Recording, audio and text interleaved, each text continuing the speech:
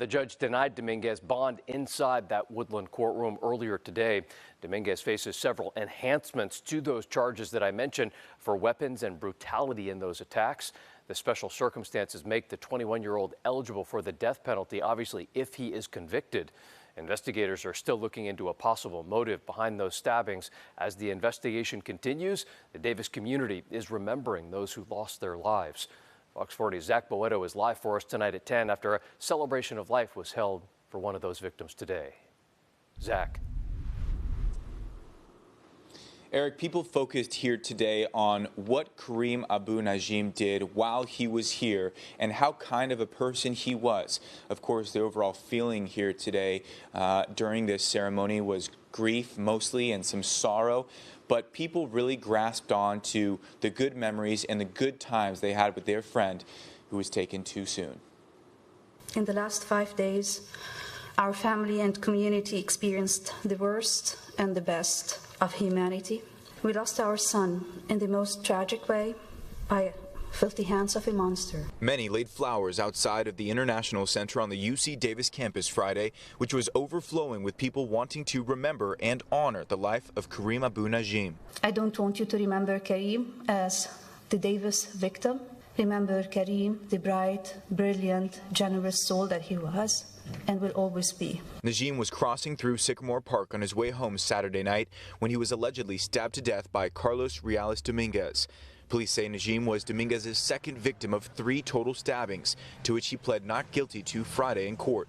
Just 6 days after that attack, Najim's closest friends and mentors spoke highly of the memories they'll recall when thinking of the UC Davis senior who was just weeks away from graduation. His hunger for knowledge and experience were palpable. Clearly, he was exceptional. In my 2 decades teaching and working with thousands of undergraduates here, he stands out in high relief. In Najim's honor, UC Davis created the Kareem Majdi Abu Najim Memorial Undergraduate Student Research Award, which aims to fund undergraduate UC Davis students doing research. The university announced Friday that award fund has generated over $87,000 from 731 donors.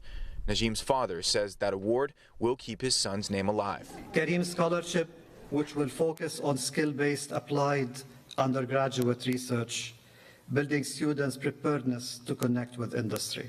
This was one of Kareem's passions and dreams, and now this will be our mission, so we can achieve part of his dream. On a final note Friday, Najim's mother called out the need for more mental health care in the United States, a topic she says may prevent future attacks like the one that killed her son. Mental health is a national crisis, and we cannot turn our backs.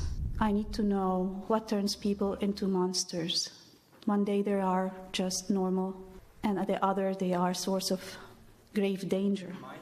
We need better research and interventions to prevent such horrific attacks. Back out here live, that Najim Award Fund continues to grow tonight, and you can find a link to donate to that fund on our website at fox40.com. Live from UC Davis, covering local news that matters, Zach Boetto, Fox 40 News.